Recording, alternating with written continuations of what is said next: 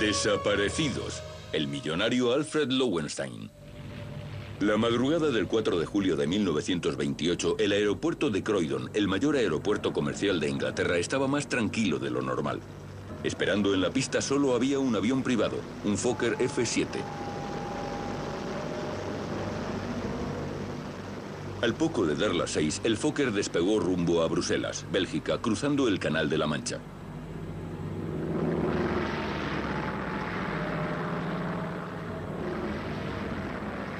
A bordo se encontraba el financiero belga Alfred Lowenstein, uno de los hombres más ricos del mundo.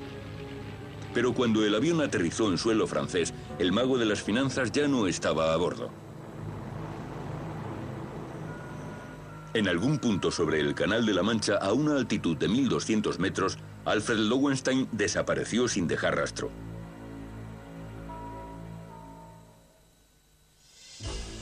Nacido en 1877 y educado en Bruselas, Alfred Lowenstein siguió los pasos de su padre en el mundo de las finanzas.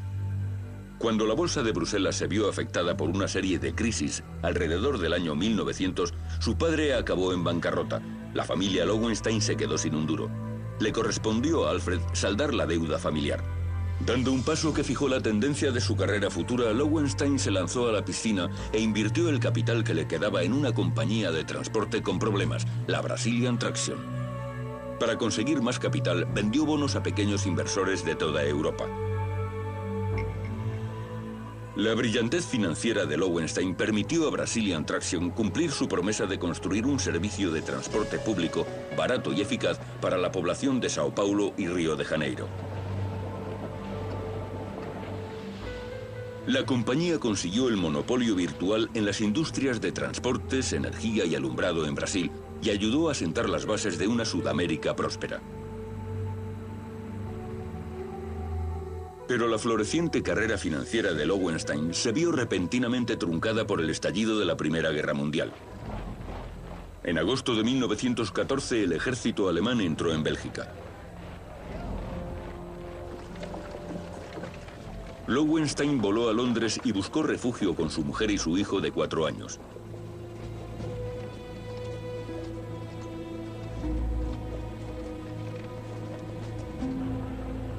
Allí se unió a la cola de voluntarios de la Oficina Británica de Guerra en Whitehall.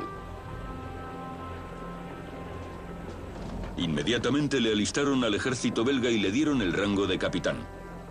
Llegó a ser intendente trabajando para la Junta de Control de los Aliados.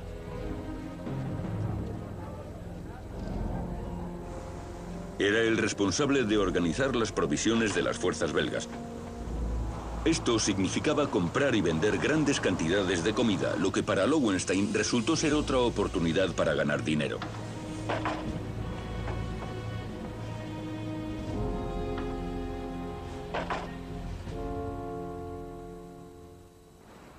La guerra acabó en noviembre de 1918 con más de 8 millones de muertos. Pero Lowenstein permaneció indemne en Londres con significativamente más dinero del que tenía cuando comenzó. Ahora que la guerra había terminado, intentó hacer fortuna en las venerables instituciones de la City y se convirtió en un miembro respetable de la sociedad británica. Provisto de abultadas cuentas bancarias por todo el mundo, se puso a trabajar. Al poco tiempo, Lowenstein, su mujer Madeleine, una célebre belleza, y su hijo Robert llevaban un ritmo de vida que la mayoría de las personas solo podía soñar. Se mudaron a diferentes casas de toda Europa. En la ciudad de vacaciones francesa de Biarritz, lugar favorito de los ricos y famosos de Europa, los Lowenstein tenían 8 casas. Se calcula que gastaban en vivienda unos 70.000 euros a la semana. También tenían una casa unifamiliar en la calle de la Ciencia en Bruselas. Y una casa llamada Pinfold en Thorshaville, en el condado de Leicester. Pero la familia pasaba muy poco tiempo junta. Cuando estaban en la misma casa, Lowenstein y su mujer dormían en habitaciones separadas. Él parecía más feliz en su casa de Inglaterra, donde disfrutaba de su pasión por los caballos. Era un jinete excelente, ganaba premios en las mejores competiciones de la época. También disfrutaba de la caza del zorro.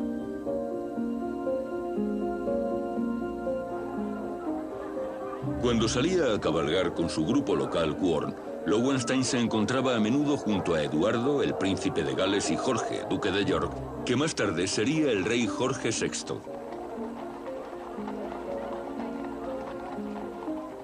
Estaba desesperado por incorporarse al círculo elitista aristócrata. Pero la aceptación social era una de las pocas cosas que su dinero no podía comprar. En 1922, los negocios de Lowenstein llegaron a los titulares cuando invirtió 800.000 euros en British Celanese, un fabricante de seda artificial. El químico suizo Henry Dreyfus dirigía British Celanese. Había hecho mucho dinero durante la guerra vendiendo un barniz impermeable para los aviones tanto a los aliados como a los alemanes. Dreyfus también había patentado la técnica para fabricar seda artificial. Después de la guerra, las ventas de la nueva tela se dispararon cuando la locura por la moda se extendió por Gran Bretaña en los años 20. Dreyfus necesitaba convertir sus fábricas de aviones en fábricas de seda. Pidió el dinero a Lowenstein, y los siguientes 4 años cada penique fue a manos de Lowenstein. Fue el comienzo de una disputa de por vida entre los dos hombres. Como resultado, Lowenstein decidió mejorar su imagen pública. En una oleada de publicidad voló a Barcelona, España, para realizar su plan más audaz para ganar dinero. Debido a la pobre actuación de los francos belga y francés en los mercados de divisas internacionales, Lowenstein ofreció a los dos gobiernos un préstamo sin intereses de 36 millones de euros a cada uno en 2 años. Esta oferta asombrosa no era tan generosa como parecía en un primer momento. Al imponer una cláusula de readquisición, Lowenstein tenía la posibilidad de ganar un beneficio de casi el 25%. La gente no veía más allá de los titulares y las acciones de Lowenstein se pusieron por las nubes. Pero sus enemigos se estaban agrupando. El negocio de Lowenstein estaba en peligro. Un documento escrito anónimo circulaba por las casas financieras de Europa, atacando todos los aspectos de la reputación de Lowenstein. Contrató a un detective para descubrir al autor del documento y el hilo llevó hasta su viejo enemigo Henry Dreyfus de British Celanese. En el verano de 1928 el precio de las acciones de Lowenstein cayó repentinamente en picado. Corría el riesgo de perder su fortuna personal y su carrera estaba en la cuerda floja. Con sus negocios amenazados por sus enemigos y el mundo financiero, el gurú belga de las inversiones Alfred Lowenstein volvió a centrar su atención en Brazilian Traction. El 19 de abril de 1928, Lowenstein zarpó de Nueva York en el transatlántico de lujo Île-de-France. Su séquito ocupó 8 suites, cada una con baño privado, salón privado y comedor. El coste total del pasaje fue de 23.000 euros. Lowenstein había llegado a Estados Unidos a lo grande, pero no se quedó mucho tiempo. Un avión Fokker le llevó repentinamente a Toronto, la capital económica de Canadá.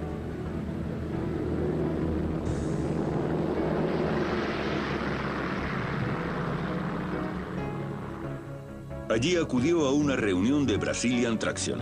Lowenstein buscaba un puesto en la junta directiva, pero se lo denegaron.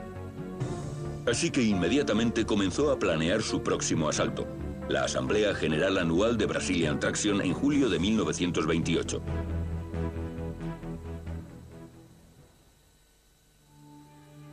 La madrugada del 4 de julio de 1928, Alfred Lowenstein llegó al aeropuerto de Croydon conducido por su chofer en su hispano-suiza.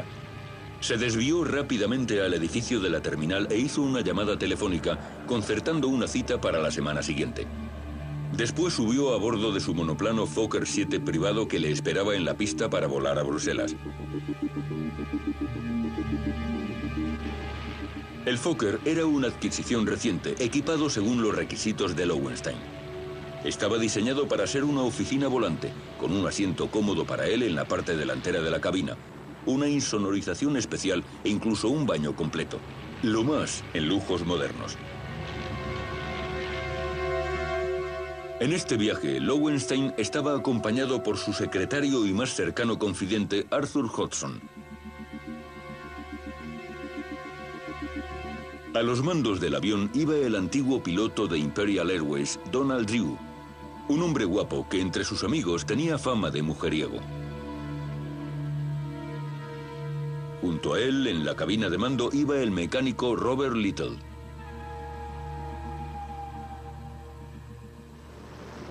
Pasadas las 6 de la tarde, el Fokker rodaba por la pista. Despegaba hacia el claro cielo del anochecer y tomaba rumbo sudeste a Bruselas.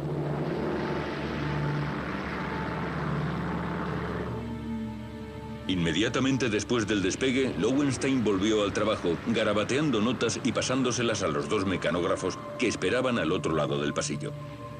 Al poco de cruzar la línea de costa inglesa, dejó de trabajar y se levantó para ir al lavabo al fondo de la cabina.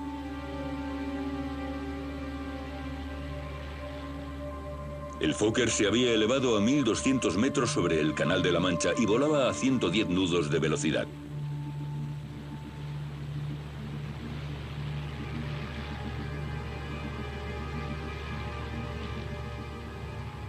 Pero pasados 10 minutos, Lowenstein aún no había regresado del lavabo. Su ayudante de cámara, Fred Baxter, fue nervioso a comprobar cómo estaba su patrón.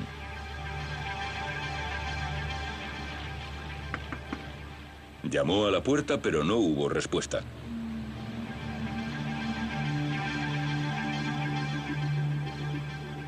El lavabo estaba vacío. Lowenstein había desaparecido.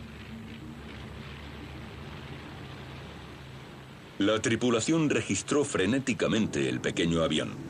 En este momento el avión se aproximaba rápidamente a la costa francesa.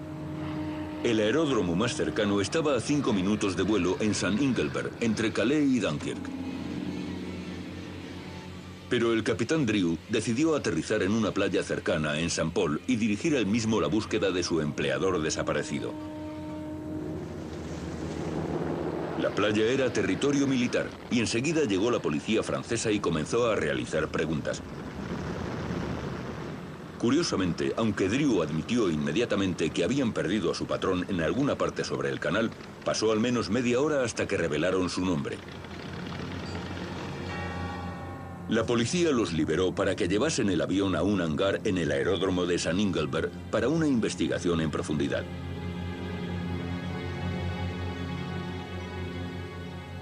Pero a las 24 horas, la policía francesa abandonó la investigación, asegurando que era el caso más inusual y misterioso. Como Lowenstein se perdió en aguas internacionales, ni la policía francesa, ni la belga, ni la británica estaban dispuestas a llevar el asunto más lejos. Se dejó que Lowenstein desapareciera sin dejar ni rastro. Una vez que salió la noticia el 4 de julio de 1928, de que el financiero belga Alfred Lowenstein había desaparecido de su avión en alguna parte sobre el Canal de la Mancha, el mercado de valores cayó dramáticamente y solo en Londres se calcula que se perdieron 50 millones de euros en un día. Los efectos se sintieron en toda Europa e incluso llegaron a América. En Wall Street se resintió la bolsa. Entonces, ¿qué había ocurrido con Alfred Lowenstein? ¿Y dónde estaba ahora? Se desataron los rumores y las especulaciones. Nadie sabía si estaba vivo o muerto. No había ni rastro de su cuerpo en las frías aguas del Canal de la Mancha.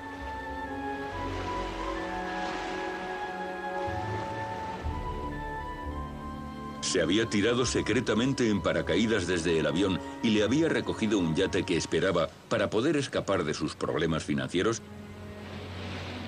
Parecía poco probable.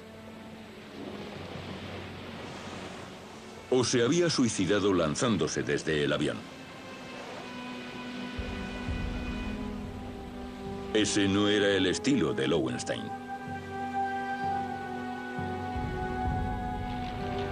O se había confundido y abierto la puerta equivocada al salir del lavabo. El diseño interior del Fokker trimotor podría haber sido el culpable de la desaparición de Lowenstein. En la cabina principal estaban el secretario personal de Lowenstein, Arthur Hodgson, los dos secretarios y al fondo del avión el ayudante de cámara Fred Baxter. El asiento vacío de Lowenstein estaba en la parte delantera del avión.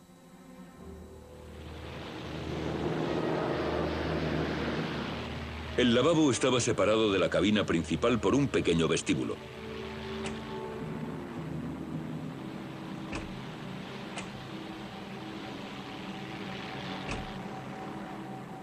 Al salir del lavabo, Lowenstein se habría encontrado con dos puertas desde el vestíbulo. La primera para ir a la cabina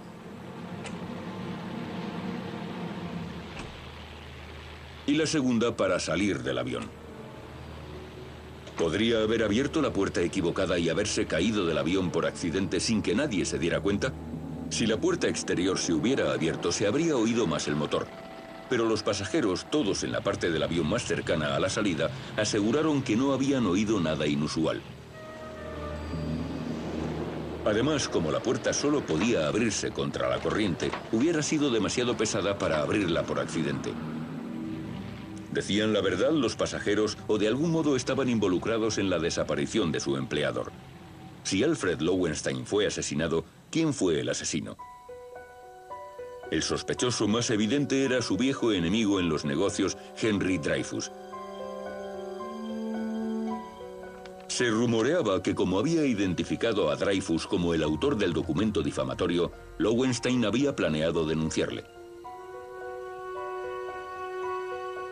Por difamación, según el derecho anglosajón, Dreyfus tendría que haber probado la veracidad de cada palabra escrita, una tarea casi imposible. Si no hubiese podido, habría perdido el caso, y los daños y perjuicios le habrían ocasionado la ruina. Pero el experto en aviación William Norris tenía otro sospechoso en mente. Norris fue el autor de una investigación en 1987 sobre la desaparición de Lowenstein, el hombre que cayó del cielo. Norris se centró en la puerta exterior del avión. Durante el vuelo no podía abrirse sin hacer un esfuerzo considerable, y si la hubiesen abierto, sin duda habría habido una ráfaga de aire. Le parecía sospechoso que el piloto Donald Drew hubiese aterrizado en la playa en St. Paul.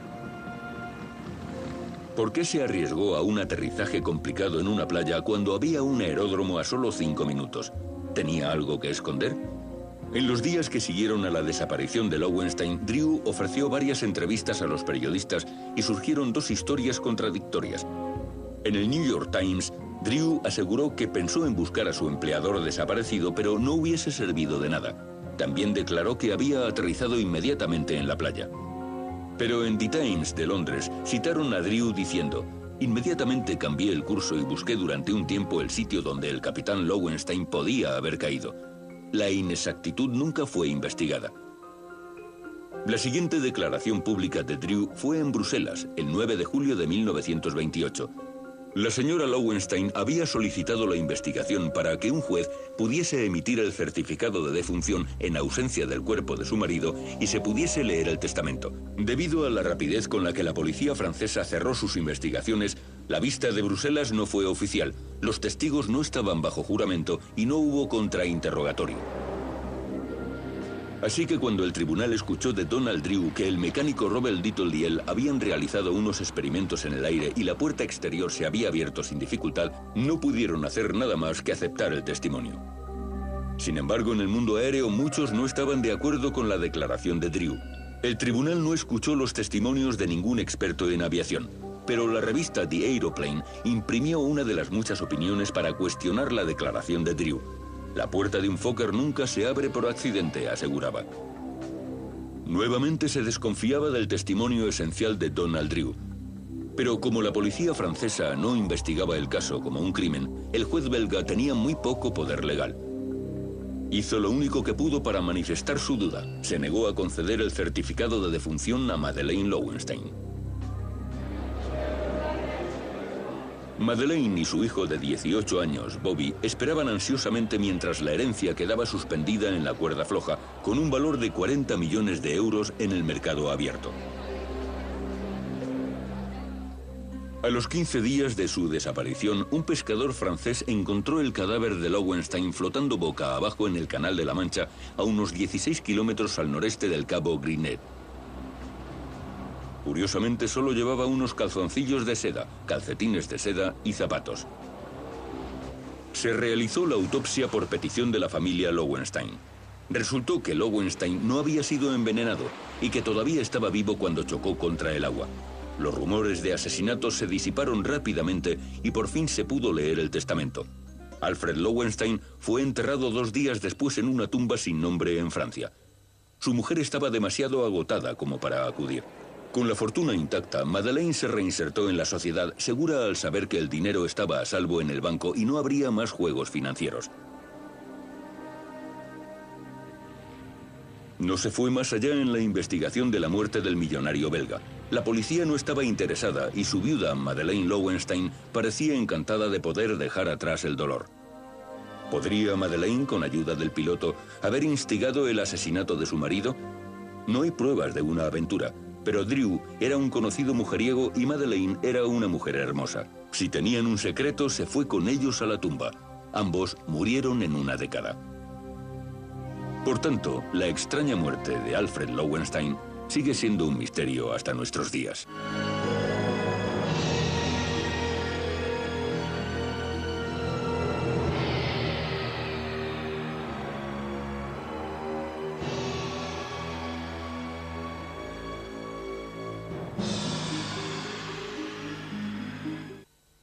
Frenéticamente el pequeño avión.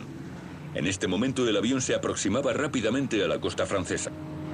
El aeródromo más cercano estaba a 5 minutos de vuelo en Saint-Ingelbert, entre Calais y Dunkirk. Pero el capitán Drew decidió aterrizar en una playa cercana, en Saint Paul, y dirigir él mismo la búsqueda de su empleador desaparecido. La playa era territorio militar, y enseguida llegó la policía francesa y comenzó a realizar preguntas. Curiosamente, aunque Drew admitió inmediatamente que habían perdido a su patrón en alguna parte sobre el canal, pasó al menos media hora hasta que revelaron su nombre. La policía los liberó para que llevasen el avión a un hangar en el aeródromo de Saint-Ingelbert para una investigación en profundidad.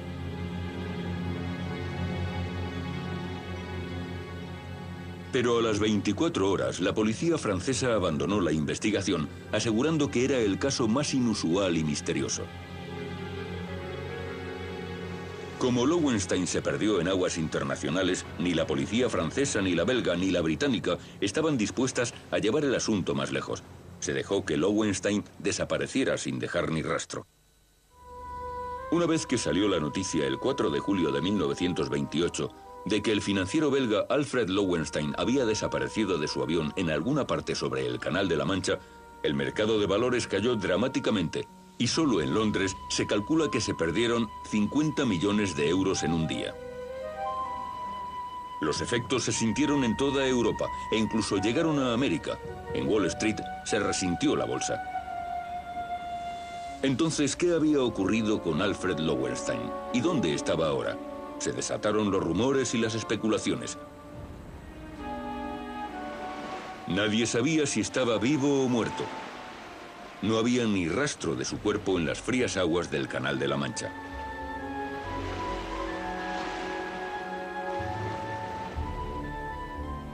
Se había tirado secretamente en paracaídas desde el avión y le había recogido un yate que esperaba para poder escapar de sus problemas financieros.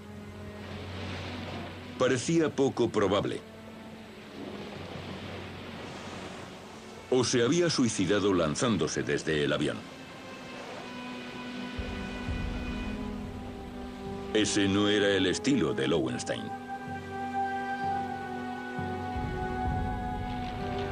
O se había confundido y abierto la puerta equivocada al salir del lavabo. El diseño interior del Fokker trimotor podría haber sido el culpable de la desaparición de Lowenstein. En la cabina principal estaban el secretario personal de Lowenstein, Arthur Hodgson, los 12 que cayó del cielo. Norris se centró en la puerta exterior del avión. Durante el vuelo no podía abrirse sin hacer un esfuerzo considerable, y si la hubiesen abierto, sin duda habría habido una ráfaga de aire. Le parecía sospechoso que el piloto Donald Drew hubiese aterrizado en la playa en Saint Paul. ¿Por qué se arriesgó a un aterrizaje complicado en una playa cuando había un aeródromo a solo 5 minutos? ¿Tenía algo que esconder? En los días que siguieron a la desaparición de Lowenstein, Drew ofreció varias entrevistas a los periodistas y surgieron 2 historias contradictorias. En el New York Times, Drew aseguró que pensó en buscar a su empleador desaparecido, pero no hubiese servido de nada. También declaró que había aterrizado inmediatamente en la playa. Pero en The Times de Londres citaron a Drew diciendo: inmediatamente cambié el curso y busqué durante un tiempo el sitio donde el capitán Lowenstein podía haber caído. La inexactitud nunca fue investigada. La siguiente declaración pública de Drew fue en Bruselas, el 9 de julio de 1928. La señora Lowenstein había solicitado la investigación para que un juez pudiese emitir el certificado de defunción en ausencia del cuerpo de su marido y se pudiese leer el testamento. Debido a la rapidez con la que la policía francesa cerró sus investigaciones, la vista de Bruselas no fue oficial, los testigos no estaban bajo juramento y no hubo contrainterrogatorio. Así que cuando el tribunal escuchó de Donald Drew que el mecánico Robert Little y él habían realizado unos experimentos en el aire y la puerta exterior se había abierto sin dificultad, no pudieron hacer nada más que aceptar el testimonio. Sin embargo, en el mundo aéreo muchos no estaban de acuerdo con la declaración de Drew. El tribunal no escuchó los testimonios de ningún experto en aviación, pero la revista The Aeroplane imprimió una de las muchas opiniones para cuestionar la declaración de Drew. La puerta de un Fokker nunca se abre por accidente, aseguraba. Nuevamente se desconfiaba del testimonio esencial de Donald Drew. Pero como la policía francesa no investigaba el caso como un crimen, el juez belga tenía muy poco poder legal. Hizo lo único que pudo para manifestar su duda. Se negó a conceder el certificado de defunción a Madeleine Lowenstein. Madeleine y su hijo de 18 años, Bobby, esperaban ansiosamente mientras la herencia quedaba suspendida en la cuerda floja, con un valor de 40 millones de euros en el mercado abierto. A los 15 días de su desaparición, un pescador francés encontró el cadáver de Lowenstein flotando boca abajo en el Canal de la Mancha, a unos 16 kilómetros al noreste del Cabo Grinet. Curiosamente, solo llevaba unos calzoncillos de seda, calcetines de seda y zapatos. Se realizó la autopsia por petición. Lowenstein había llegado a Estados Unidos a lo grande, pero no se quedó mucho tiempo. Un avión Fokker le llevó repentinamente a Toronto, la capital económica de Canadá.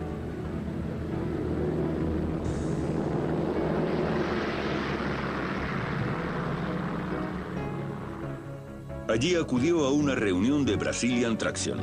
Lowenstein buscaba un puesto en la junta directiva, pero se lo denegaron.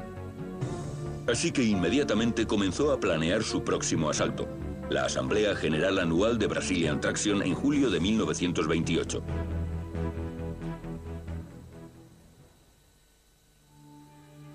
La madrugada del 4 de julio de 1928, Alfred Lowenstein llegó al aeropuerto de Croydon conducido por su chofer en su hispano-suiza. Se desvió rápidamente al edificio de la terminal e hizo una llamada telefónica, concertando una cita para la semana siguiente. Después subió a bordo de su monoplano Fokker 7 privado que le esperaba en la pista para volar a Bruselas. El Fokker era una adquisición reciente, equipado según los requisitos de Lowenstein. Estaba diseñado para ser una oficina volante, con un asiento cómodo para él en la parte delantera de la cabina, una insonorización especial e incluso un baño completo. Lo más en lujos modernos. En este viaje, Lowenstein estaba acompañado por su secretario y más cercano confidente, Arthur Hodgson. A los mandos del avión iba el antiguo piloto de Imperial Airways, Donald Drew, un hombre guapo que entre sus amigos tenía fama de mujeriego. Junto a él, en la cabina de mando, iba el mecánico Robert Little.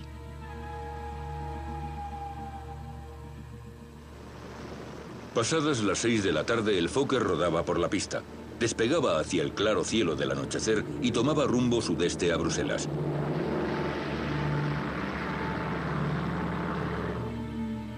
Inmediatamente después del despegue, Lowenstein volvió al trabajo, garabateando notas y pasándoselas a los dos mecanógrafos que esperaban al otro lado del pasillo. Al poco de cruzar la línea de costa inglesa, dejó de trabajar y se levantó para ir al lavabo al fondo de la cabina.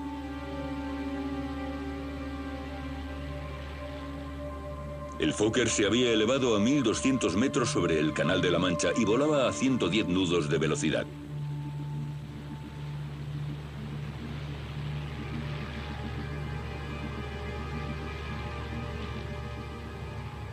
Pero pasados 10 minutos, Lowenstein aún no había regresado del lavabo. Su ayudante de cámara, Fred Baxter, fue nervioso a comprobar que la línea de costa inglesa dejó de trabajar y se levantó para ir al lavabo al fondo de la cabina.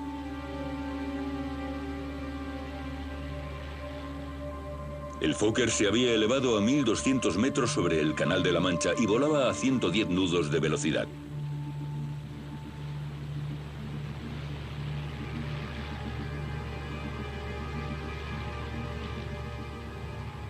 Pero pasados 10 minutos, Lowenstein aún no había regresado del lavabo. Su ayudante de cámara, Fred Baxter, fue nervioso a comprobar cómo estaba su patrón.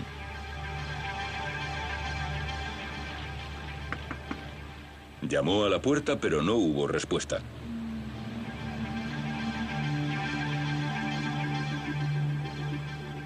El lavabo estaba vacío. Lowenstein había desaparecido. La tripulación registró frenéticamente el pequeño avión. En este momento el avión se aproximaba rápidamente a la costa francesa. El aeródromo más cercano estaba a 5 minutos de vuelo en Saint-Ingelbert, entre Calais y Dunkirk.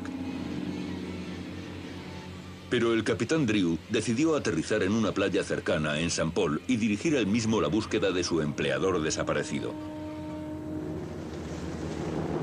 La playa era territorio militar, y enseguida llegó la policía francesa y comenzó a realizar preguntas. Curiosamente, aunque Drew admitió inmediatamente que habían perdido a su patrón en alguna parte sobre el canal, pasó al menos media hora hasta que revelaron su nombre. La policía los liberó para que llevasen el avión a un hangar en el aeródromo de Saint-Ingelbert para una investigación en profundidad.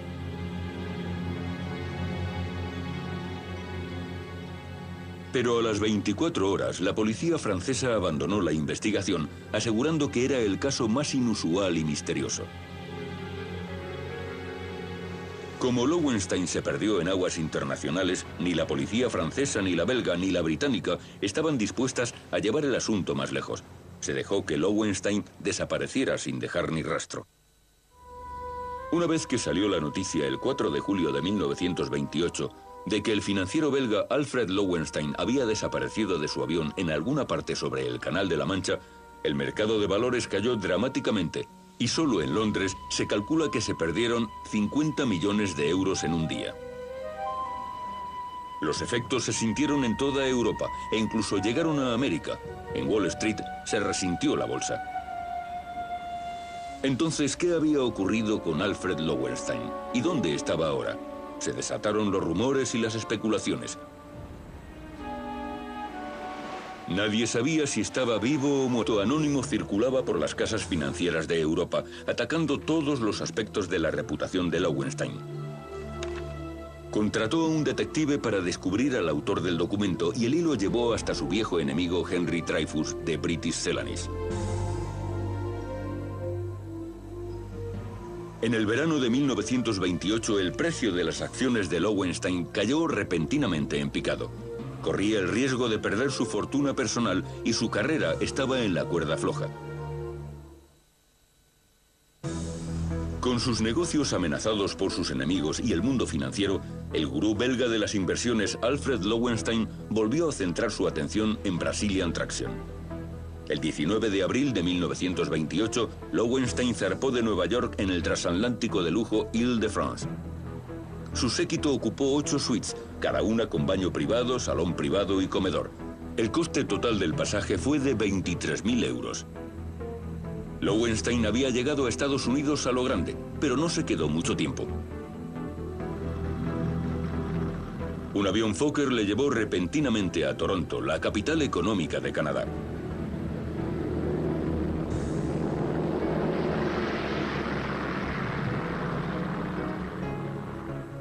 Allí acudió a una reunión de Brazilian Traction. Lowenstein buscaba un puesto en la junta directiva, pero se lo denegaron. Así que inmediatamente comenzó a planear su próximo asalto, la Asamblea General Anual de Brazilian Traction en julio de 1928.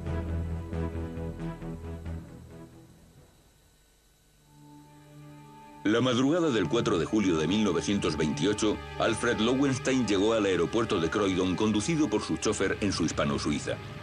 Se desvió rápidamente al edificio de la terminal e hizo una llamada telefónica, concertando una cita para la semana siguiente. Después subió a bordo de su monoplano Fokker 7 privado que le esperaba en la pista para volar a Bruselas. El Fokker era una adquisición reciente, equipado según los requisitos de Lowenstein. Estaba diseñado para ser una oficina volante, con un asiento cómodo para él en la parte delantera de la cabina, una insonorización especial e incluso un baño completo. Lo más en lujos modernos. En este viaje, Lowenstein estaba acompañado por su secretario y más cercano confidente, Arthur Hodgson. A los mandos del avión iba el antiguo piloto de Imperial Airways, Donald Drew, un hombre guapo que entre sus amigos tenía fama de mujeriego. Junto a él, en la cabina de mando, iba el mecánico Robert Little.